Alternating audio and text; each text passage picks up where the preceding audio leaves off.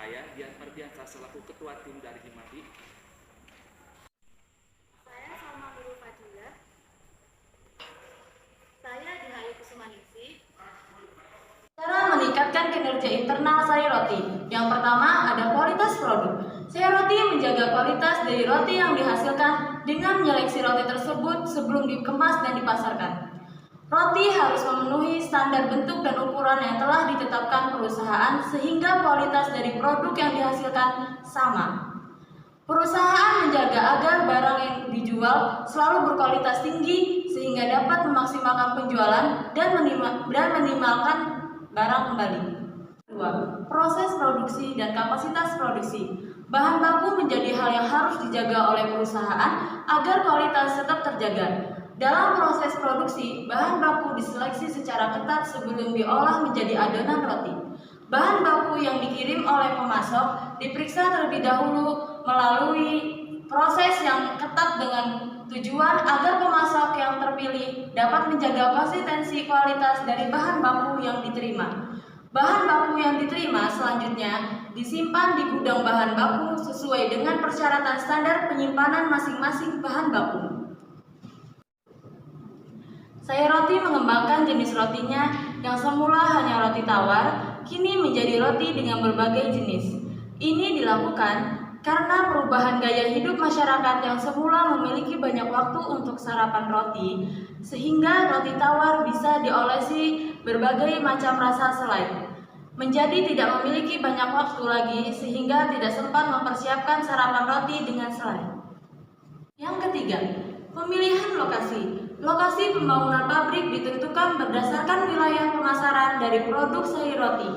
Hal ini dilakukan untuk mempersingkat waktu sekaligus menghemat biaya distribusi. Selain itu juga untuk meningkatkan kapasitas produksi dari pabrik tersebut. Yang keempat, layout perusahaan.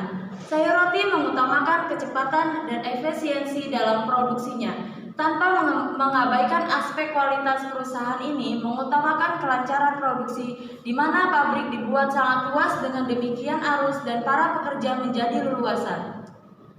Selain itu, pabrik Sari Roti juga mengadopsi konsep layout produk oriented layout, di mana mesin-mesin terletak berdekatan dan saling berhubungan satu sama lain dan proses produksi berlangsung setiap hari. Yang kelima, SDM dan rancangan kerja. Perusahaan ini telah menggunakan sistem SAP. Dalam mengelola perencanaan kerja dan SDM, mereka sehingga lebih mudah dan efisien dibandingkan menggunakan sistem manual. Mereka menggunakan SAP untuk memantau proses bisnis dan pengambilan keputusan untuk mengembangkan bisnisnya. Selain itu, perusahaan dapat menghemat biaya karena waktu untuk melakukan perancangan kinerja dan juga SDM dapat dilakukan dengan singkat. Selanjutnya adalah strategi Nippon Indosari Korpindo mengangkat kinerja tahun ini. Head Investor dan Public Relation Nippon Indosari Korpindo, Hadi Susilo, yakin dengan potensi penjualan produk roti tahun-tahun yang akan datang. Lantaran permintaan produk roti masih akan terus berkembang di Indonesia, khususnya untuk segmen produksi massal. Selanjutnya adalah pendistribusian produk Sari Roti agar tidak mudah rusak.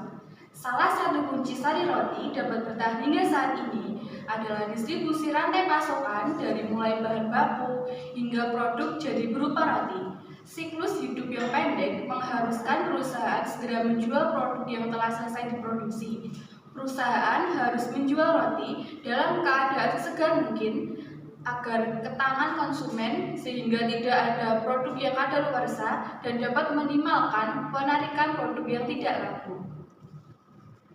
Perusahaan telah menggunakan sistem SAP, yaitu Application and Product in Data Processing, untuk melakukan pendistribusian produk. Dengan sistem ini, perusahaan bisa mengetahui secara nyata keadaan pasar saat ini, sehingga mereka bisa melakukan penjualan sesuai dengan kondisi pasar. Ini dilakukan untuk meminimalisir pengembalian produk.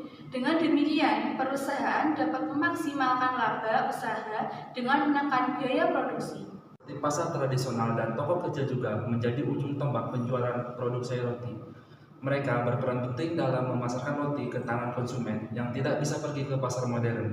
Selain itu pula, sayur roti didistribusikan melalui agen keliling dari satu ke tempat lainnya dengan menggunakan gerobak, sehingga lebih efisien untuk menjangkau sasaran pasar dari produk mereka. Strategi produk sayur roti agar tetap menjadi bisnis roti nomor 1 di Indonesia. Salah satu strategi dalam mengembangkan inovasi dan mempertahankan loyalitas konsumen dengan 3 Whys strategi yang diarang oleh Thomas L. Harris tahun 1991 halaman 77, yaitu yang pertama, push strategi atau strategi mendorong. Push strategi ditunjukkan untuk mendorong produk sayur roti dalam merencanakan strategi penjualan, dibantu dengan program marketing public relation berupa publikasi produk, publikasi promosi, dan event melalui media sosial, sehingga masyarakat dengan mudah mendapatkan informasi tentang kegiatan yang sudah atau akan diadakan sayur roti, dengan selalu melakukan briefing untuk mengevaluasi bagaimana pelayanan yang didapat pelanggan, dan juga dengan melakukan publikasi melalui akun Instagram di mana media sosial tersebut berisikan kegiatan yang menarik masyarakat sangat luas.